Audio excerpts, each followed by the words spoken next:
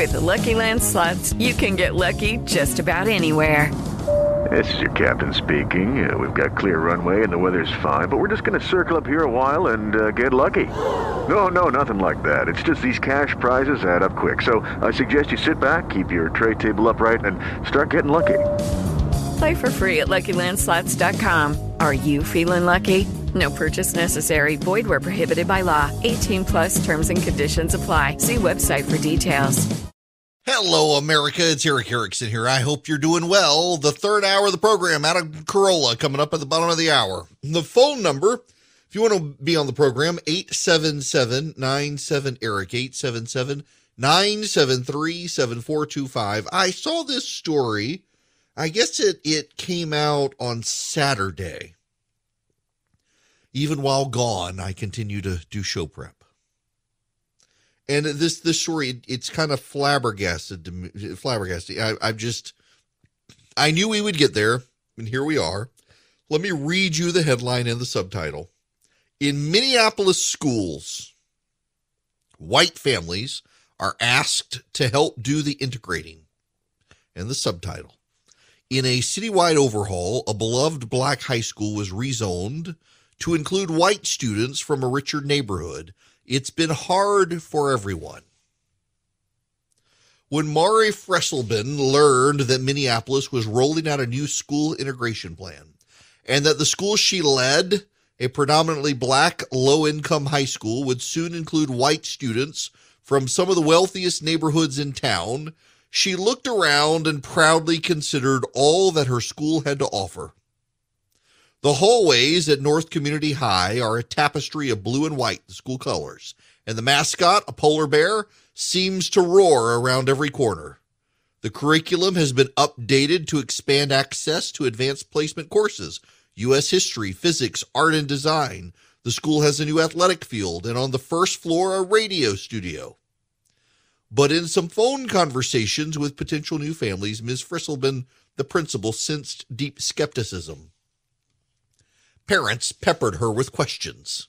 Exactly how many AP courses did her school offer? Was Spanish the only language option? Would their children be safe walking from the bus? Some even wondered how she had gotten their number and asked her not to call again. Ms. Fresselben, a mixed-race woman who identifies as black. Just read that let's just meditate on that. Ms. Fresselben, a mixed-race woman who identifies as black. I thought race wasn't supposed to matter, except it matters greatly here. Knew her school had its challenges, including a history of struggling enrollment and low test scores. But she was working hard to serve the needs of her students and had little interest in adjusting her focus to woo white families. At times, she said, it was demeaning and humiliating. Minneapolis, among the most segregated school districts in the country, with one of the widest racial academic gaps, is in the midst of a sweeping plan to overhaul and integrate its schools. And unlike previous desegregation efforts, which typically required children of color to travel to white schools, Minneapolis officials are asking white families to help do the integrating, a newer approach being embraced by a small group of urban districts around the country. Everyone wants equity as long as it doesn't inconvenience them, said Eric Moore, Senior Officer for Accountability Research and Equity for Minneapolis Public Schools, where about a third of students, some 10,000 children of different races, were assigned to new schools this year. The changes, including redrawing school zones, including for North. The plan is saying everyone is going to be equally inconvenienced because we need to collectively address the underachievement of our students of color. Research shows that de facto school segregation is one major reason that America's education system is so unequal, and that racially and socially economically diverse schools can benefit all students.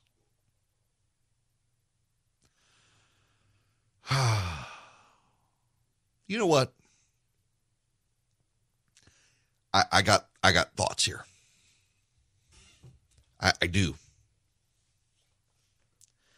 I don't think we should be using our children as experiments in desegregation or segregation. I think we should be trying to give our children the best education possible. And I think that when you look at a school that is failing and conclude, well, all the kids are failing because it doesn't have enough white kids in it, or it's not racially diverse enough, you're doing it wrong.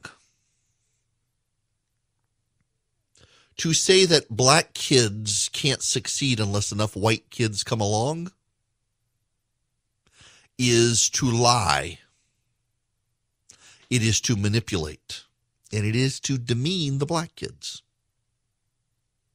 To say that we should prioritize desegregation over education is to use the school system as a tool for social progress, not as a tool to give each kid the best education they have and then let them go off into the world educated. Now, I am not a defender of segregation. Some people on the left would say that I am. I'm not. Brown versus Board was a good thing. The problem was that there's no such thing as separate but equal. The Plessy decision was noxious to the very idea that there could be separate and equal, particularly given the racial history in this country.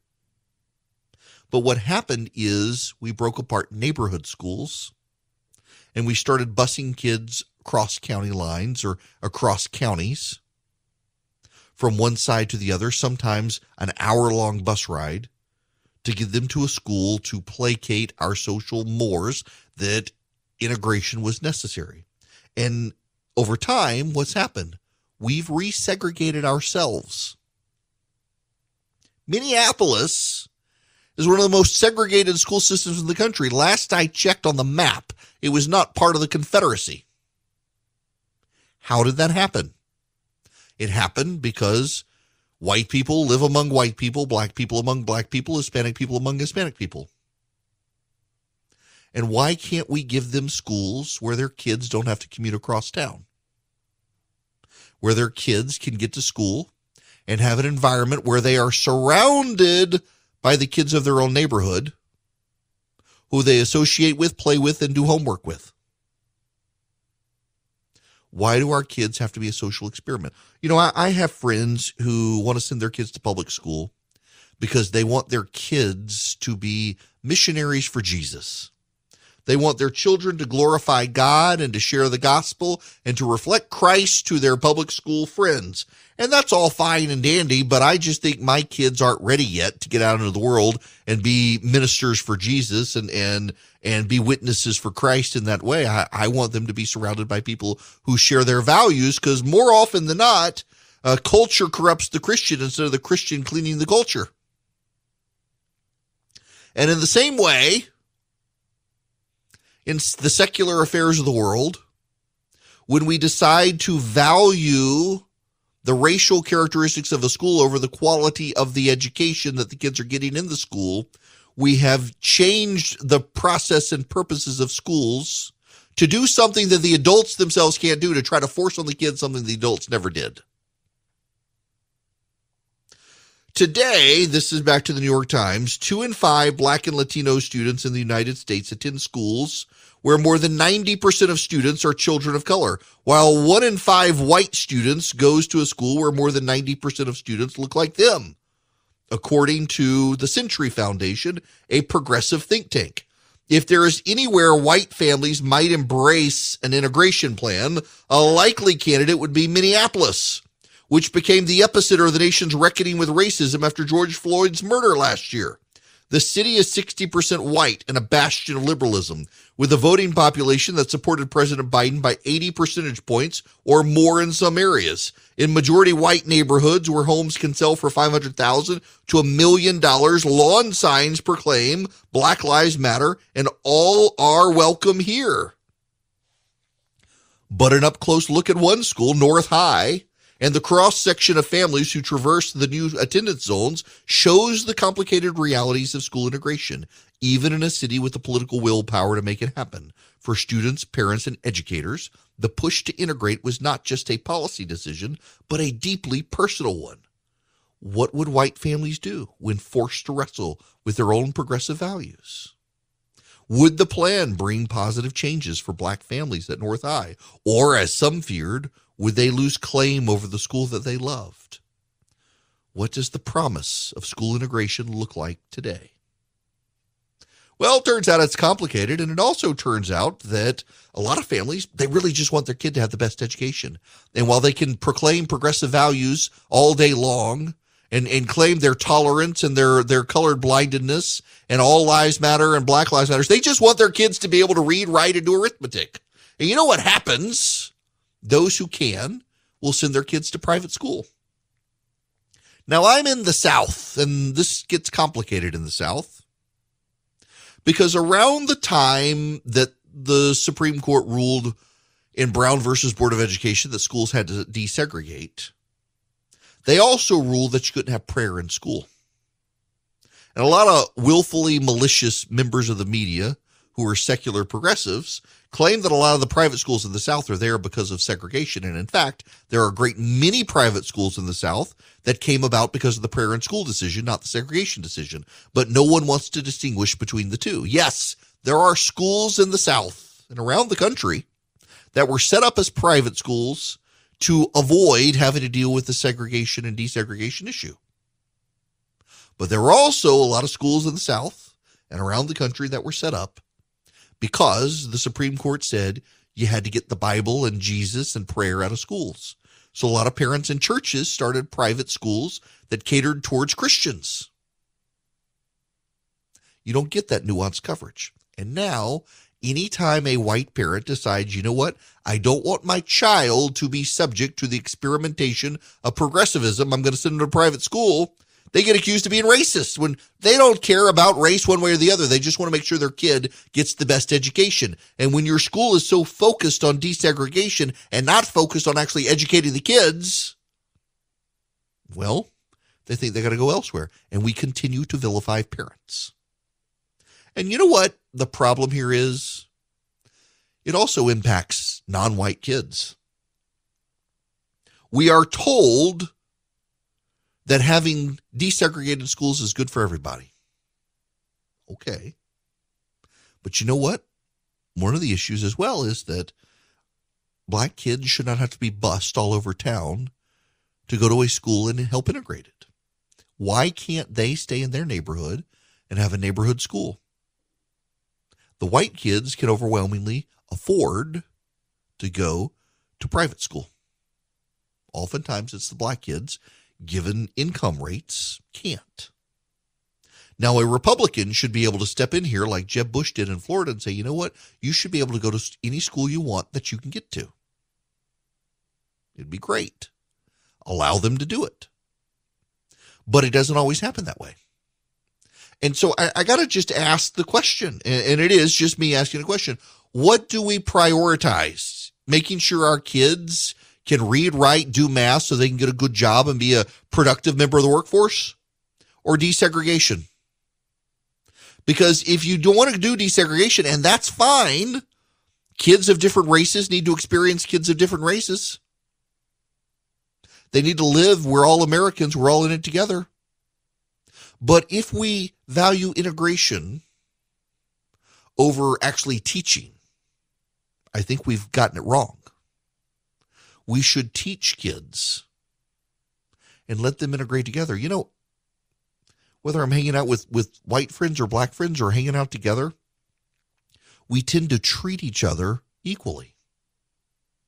It is, for some reason, the academics and the hardcore activists who care deeply about race.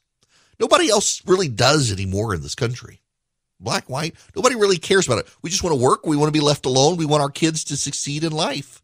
It is the academics and the progressive activists, and frankly, the alt-right activists who care deeply about racial issues in this country. The rest of us, we just want to live our life and move on. And now, of course, if we don't care the way they care, we're the bad guys. No, we just want our kids to learn and get educated and not have to be indoctrinated. Everybody kind of misses that in the big conversation, that we just want our kids to get a good education. And if it's a neighborhood school where our kids aren't hungry traveling halfway across the county to get an education, that's probably the best place for them. And if that school isn't racially diverse enough for the wokes, well, so be it, as long as they can get a good education. Y'all, I love my X-Chair. Honest to goodness, I wasn't sure about X-Chair, because let's just be honest. Sometimes you hear podcast endorsement ads, you see something on the internet, you're just like, I don't know, maybe it's not that good. And I had a Herman Miller chair. Well, I gave it away. The X-Chair, it is the most comfortable ergonomic chair I've ever used. Honestly, it's probably the coolest looking piece of furniture I own as well. What makes it great? Well, it's got patented dynamic variable lumbar support. You can also add the Elemax technology with 4 massage options and the ability to warm or cool your back.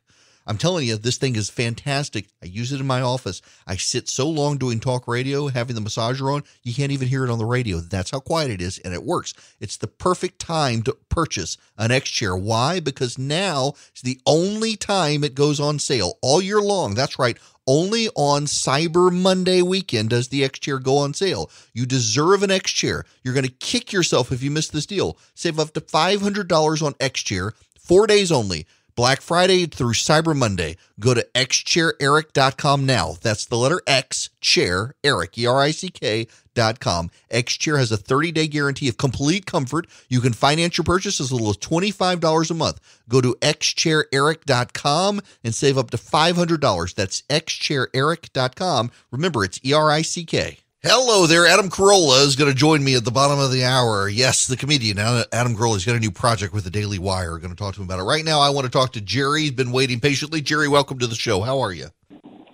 Hey, Eric, doing well. Thank you. Hey, I got a question / observation regarding the Omicron variant name for the new COVID-19 variant. And I was curious. I heard it, and I was like, man, I wonder what the next letter is in the Greek alphabet. I went and looked, and it was going to be new.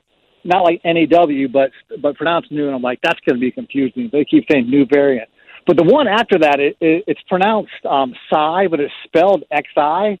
And isn't the Chinese premier's still his name, Xi Jinping, starts with XI? Yeah, okay, so those... Do you think they're smart enough? Do you think they were smart enough to see that and quickly get off the alphabet naming? Oh, absolutely. So, so we had the Mu variant, and we have gone after, we're going to avoid the new variant and the Psi variant and then go with Omicron. The next one will be Pi and then Rho.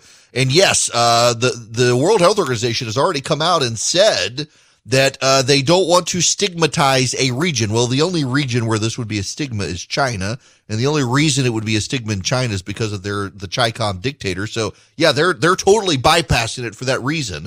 Now the new one makes sense. So the Greek alphabet, after Mu comes Nu, and it is spelled N-U, but it's pronounced new. And so we don't want to talk about the new variant because that would get very confusing. This Omicron is the new variant. The Delta was the new variant. So it'll be Omicron, Pi, Rho, Sigma, Tau, Upsilon, Phi, Chi, Psi, and then Omega. And when we get to Omega, we get the apocalypse. Maybe, hopefully. Come, sweet Lord Jesus. There was a report that there is an asteroid the size of the Washington Monument that is going to sail past Earth. It's going to be on the other side of the moon, unfortunately. Has no chance of hitting the planet, but some media outlets made it out to be a very big deal. And unfortunately, I'm just rather disappointed we don't get sweet meteor of death coming to save us from ourselves. Nope. It's going to sail on past. One day we will get the second coming, but today is not that day. Today is the day we're dealing with Omicron. The president has told everyone to wear a mask, but don't freak out. The president himself chose not to wear a mask. In fact, there was a sighting of him over the Thanksgiving weekend at a place that had a sign up that said wear a mask, and the president was not wearing a mask.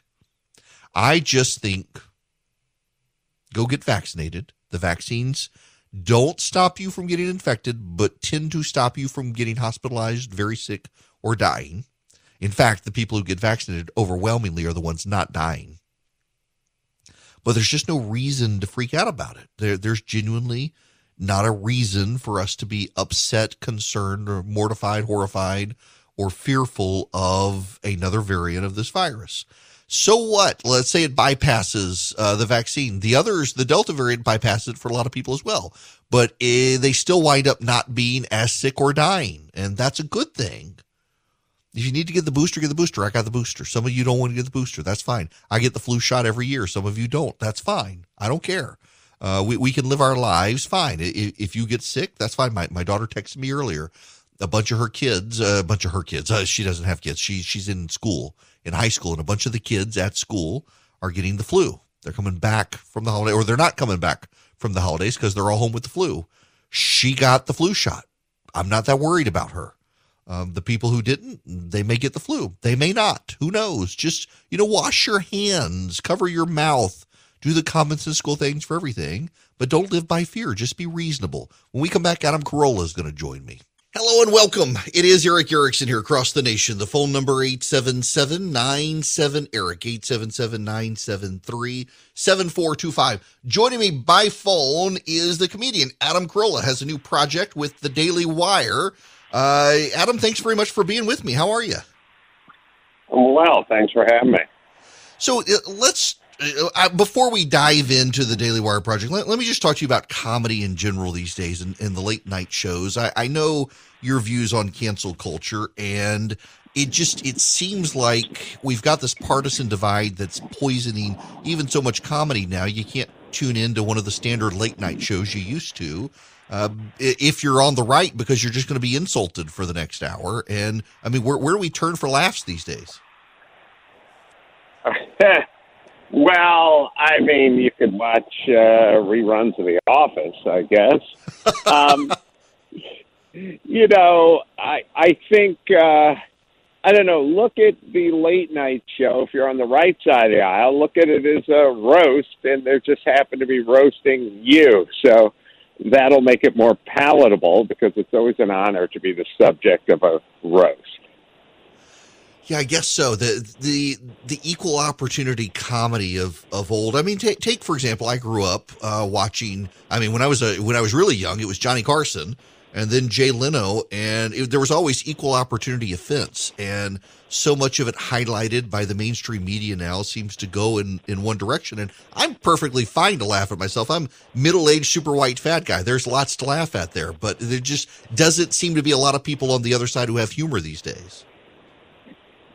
Well, I mean, everything has been sort of politicized and weaponized. So COVID, schools, vax, humor, like it's really more of a indictment of our society that has politicized everything, and so how long before comedy gets under that umbrella?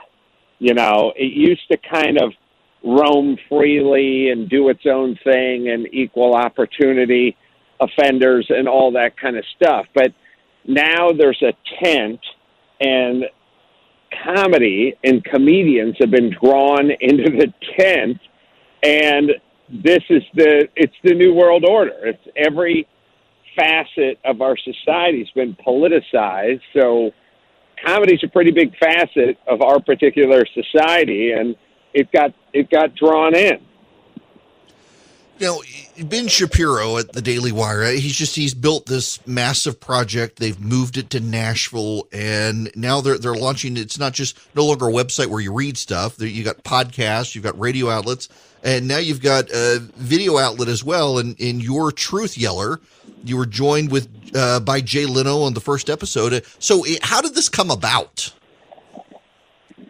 I was at their campus in Nashville doing probably Candace Owens' show, or maybe Ben's show, or maybe both, doing my show over there. Maybe I was interviewing Candace, and we just kind of walked by the big man's office, and I was with a guy who is basically, for all intents and purposes, my manager, and he said, we got stuff to sell, and it's not selling to Netflix in Hollywood, but maybe the Daily Wire might be interested in it. So we just kind of walked into the office and sort of said, "Hey, you guys want to start doing some comedy?" And their ears perked up, and next thing you know, here we are. So you go to the Daily Wire and you can get it. It seems like you can get everything at the Daily Wire. I'm kind of impressed with the Daily Wire's launch out into video and streaming, and you and everything else they're doing, the movies that they're doing. I never saw that coming from Ben, and I guess I should have. You never underestimate Ben Shapiro. And suddenly here we are with this. You've got Jay Leno with you as well. First of all, I mean, how is Jay Leno? Because I kind of miss seeing him on TV. I used to stay up every night and watch him. My parents would get mad at me for staying up and watching him every night.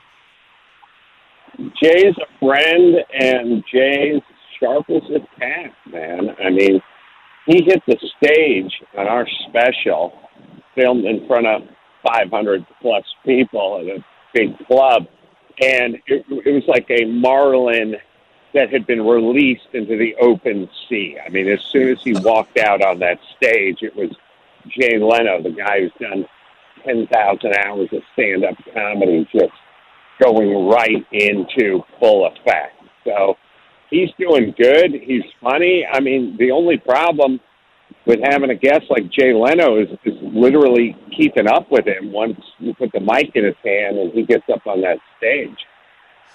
Now, I got to ask you, because I've never had the opportunity to interview a comedian before, what goes into being a comedian to come up with jokes? Because, I mean, I watch your stand-up or Dave Chappelle or Jay Leno, and you're deeply funny. You got relevant, current commentary. There's always a great punchline there. What goes into developing that? I think the process is different for different people. I don't sit down and write.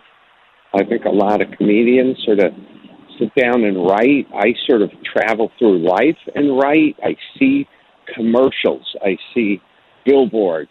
I see people. I have experiences and interactions, and I just go, "Oh, that's funny. Oh, I didn't think of that," or this has spurred some sort of thought, So for me, I don't get up in the morning and write. I don't walk off stage and write. I do it in a slightly different way, which is I kind of experience and then I write. Do you have like boundaries of things where you personally think they're funny, but you're like, I better not go out and say that? No, I don't. I really don't. I'm sort of like a kid in high school with a chip on his shoulder, which is if I think I'm scared, I tend to fight. If I go, "Oh man, that guy scares me," I go, "Oh, I don't want to walk the other way. I want to put my dukes up." So sometimes I think of something and I go, "Uh-oh," and then I think, "Oh, if you thought uh-oh, now you have to say it." See, this is what gets me in trouble on radio with no script. Yeah, they're like, "Oh, don't say that." It's a kind of comedy Tourette's, I guess. But I guess that's what makes it entertaining, like the unpredictability of what you might say compared to going in to certain people that they've got a certain, I guess, stunt that they do. They've got a certain angle that they take, and then there's a guy like you who actually is fairly unpredictable in what you never know what you're going to get, but it's always going to be insightful and funny. Yeah, well, you hope the outcome is always insightful and funny. That's always the goal. I have a pretty high batting average. Being a comedian is kind of being a prognosticator and a soothsayer. You're kind of thinking, is this going to be funny? And if you are funny, then you'll have a high batting average of essentially putting yourself into the future. So when you get up on stage, you go, "I'm going to try this joke. I've never tried this joke before." If you have a high batting average, it means you can almost push yourself into the future and hear the reaction before you get the reaction. So it's really it's no different than you telling a story at the dinner table in front of a group that has come over to your home. It's a sort of, do I know this is how this is going to end before I begin it? And the guys that are the best at it have the highest batting average. That's an interesting way to think about it. Okay, before I let you go, let's circle back to the actual program. Truth Yeller with the Daily Wire. Is this what's the setup going to be for this? Something weekly or monthly, or how are y'all doing the episodes? We're doing 6 episodes right now total. The Jay Leno one dropped on Friday. Rob Riggle drops today. And we're going to do 2 more in a couple of weeks, and it takes a couple of weeks to turn them around. So, figure every month or so we'll drop 2 more episodes. Well, that'll be nice. Give us something to watch. I'm at some point, Daily Wire is going to have to redesign their website to contemplate all the things they're doing. I'm waiting for the ebooks that just magically pop up as well, in addition to everything else. Listen, I'm glad they're doing this, and I'm glad you're doing this. I am looking forward to checking it out. I haven't seen the first episode yet, but I know I'm going to. They sent me a link where I can see it, so I'm definitely going to watch it. And I know I'll laugh because I appreciate your brand of humor and Jay's as well. I'm just glad that, one, Daily Wire is doing this, but 2, as well, that you're out there doing something like this, these odd new formats. Like I know for a while you held the Guinness Book of World Records for the most downloaded podcast, and you've never been shy about embracing new media out there. So this is one more step forward in that regard, I suppose. I suppose, it's the wild, wild west of entertainment, and we'll have to figure out whether we're all going to cash in or we're part of the Donner Party and we're going to get trapped on a mountain. Will the bubble burst? Maybe. Yeah. If we're the Donner Party, man, they'll come for me first because I'm the fat one. Listen, Adam, thank you so much for stopping by. I appreciate it. Looking forward to this. Thanks for having me. Enjoy the special. Thank you. Adam Corolla. If you go to dailywire.com, you will see up at the top, you'll see a little watch bar. You'll see a read, a watch, a discuss, a shop. And if you click on watch at the Daily Wire, you will be able to check out Adam Carolla's special. It's called Truth Yeller. Like he said, 2 episodes a month.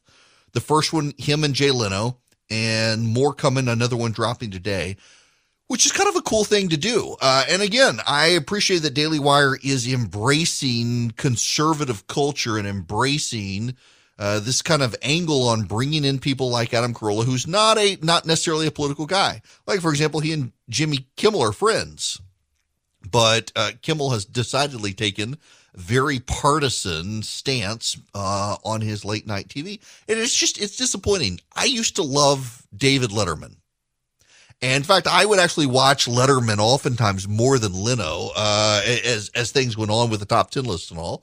And then Letterman at some point started becoming even more political, and I jumped back to Leno, who was always kind of a class act until Conan O'Brien decided to take over the slot. But nonetheless, we won't go there. I just get disappointed that our society has become so hyper-partisan these days.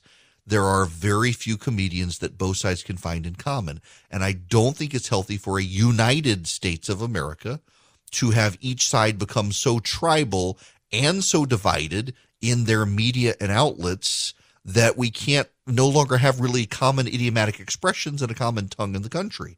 There's a story in The Guardian, for example, that Doug Wilson is a pastor at Christ Church in Moscow, Idaho. And his son has a cultural outlet, writings. He's got a Netflix series and other things that cater towards Christians. And The Guardian, the English or British left-wing newspaper, is deeply upset. People follow the money. It's Christian propaganda, as if, why can't we? Why should Christians not be allowed to have their own outlets, their own media, their own movies that they like? Now, my view of stuff is that, frankly, when Christians do it, it tends to be garbage. And we've ghettoized ourselves, but part of that is because the left is so culturally dominant, they forced us to do it. But if you can get a guy like Adam Carolla, who is a mainstream, highly regarded comedian, and he's doing something like this on the Daily Wire, it over time improves everybody's quality and raises the game for everybody, raises the stakes for everybody, and makes it somewhere where a conservative can go, find conservative media, and think this doesn't really even have the appearance of being second grade. It's top-notch, high-quality stuff with high-quality people. I like that. I wish we had more of that. Now, I wish I had more of the Eden Pure Gen 40 heaters to sell you, but y'all bought them all.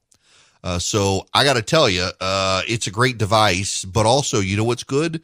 The Eden Pure Thunderstorm, the air purifier, and you can get the 3-pack right now in time for the holiday season. They've got these in stock. If you go to EdenPureDeals.com, you click on my name, Eric Erickson, and you will see the Eden Pure Thunderstorm 3-pack. Now, you get 3 of these, one for the upstairs, one for the downstairs. They get rid of the mold, the mildew, the bacteria. They get rid of the odors. That's really the important thing. And right now for Christmas, you can save $200 on the Eden Pure Thunderstorm 3-pack. You'll get 3 units for under $200. It's a great gift because, you know, you can use them all yourself, or you can buy the 3-pack and give one to each of 3 people. And you're thoughtful to all of them, and you clean the air with a special Christmas offer.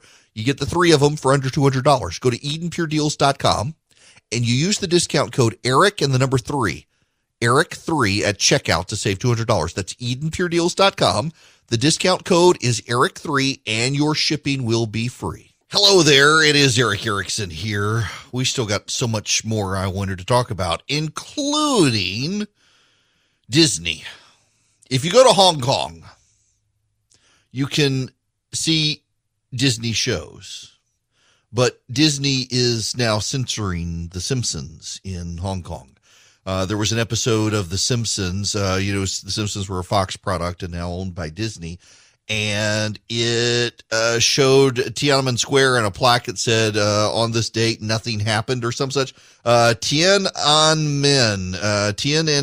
Square, on this site in 1989, nothing happened. Is a Tiananmen Square joke, and they have bowed to the Chinese censors, and they have deleted this episode of The Simpsons, which is unfortunate. The 2005 episode featured the Simpsons family. This is from Hollywood Reporter, visiting Beijing, where they drop by the landmark, finding a placard that reads, on this site, nothing happened. And it's gone now because they don't want to offend the Chinese. This is like the World Health Organization deciding they themselves don't want to offend the Chinese. You're kind of getting the view that, well, there's a new dominant power on the planet. If everyone gets their way here in the elite circles of the world, at some point, we all need to recognize that this doesn't end well for any of us the longer American corporations humor the Chinese. They see China as a way to make a ton of money, but China also makes money through them, steals their intellectual property, and as a result is able to increasingly spread their influence throughout the Eastern Hemisphere and into the Western Hemisphere. Now, there was a report over the weekend that Uganda's airport is going to be taken over the Chinese because they defaulted on debt. The Ugandans have come out and flat out denied that report, but other people are saying actually it's true. They just don't want the people to know. In the Solomon Islands, there is actually open riots in the street because the prime minister of the Solomon Islands wants to solidify ties to China. And the people are deeply, deeply opposed to integration with the Chinese communists. And Australia looks like they're going to try to send some police there to help quell the riots. They should do no such thing. We need to continue to take a firm stand against China. The Biden administration, unfortunately, does not seem capable or willing of doing what needs to be done there, which is further disruption of China. We need to be hiring hackers in the United States to hack the Chinese like they did us. I mean, I would not be surprised if the Chinese have hacked so far into our military that they know all of the secret tools and technologies that you and I don't know about. But when you have Nike and Apple and Disney and the NBA and so many more kowtowing to China, things end badly for us. LeBron James is an apologist for the Chinese dictator. He will not stand up to them for freedom. Neither will Apple, neither will Disney. There's a lot of silence from other corporations as well because they're scared of the Chinese. At some point, you got to decide, are you with the West Or are you with China? It's not just about the United States. It's about Western values, freedom of speech, freedom of religion, all of that denied in China. You got to take a stand at some point, folks. And you thought these last 2 years were crazy. Welcome to 2022. It's coming up and nothing makes sense still, especially in business. If you're a small business owner, good luck getting financing from a big bank right now. I can offer you a fantastic solution if you're looking for $750,000 or more in financing for your business. First Liberty Building and Loan. Let's say you want to buy a new building or you want to refi existing debt or you want to buy a company. Basically, you see opportunity for your business to grow, but you've hit a wall with the mega banks getting financing. That's where First Liberty Building and Loan and my friends the Frost family come in. They solve small business financing problems better than anyone I've ever seen. They say yes, where big banks say no. It's that simple. Look, just do this. Spend 10 minutes with them. Call them, First Liberty Building and Loan. Say Eric sent you. In 10 minutes, you'll know if you're a good fit for their program. Go to firstlibertyga.com. That's firstlibertyga.com. They help small businesses nationwide in all 50 states. Firstlibertyga.com. It is Ryan here, and I have a question for you. What do you do when you win? Like, are you a fist pumper, a woohooer, a hand clapper, a high fiver? I kind of like the high five, but if you want to hone in on those winning moves, check out Chumba Casino. At ChumbaCasino.com, choose from hundreds of social casino style games for your chance to redeem serious cash prizes. There are new game releases weekly, plus free daily bonuses. So don't wait. Start having the most fun ever at ChumbaCasino.com. No purchase necessary. VGW Group. Void where prohibited by law. See terms and conditions. 18+.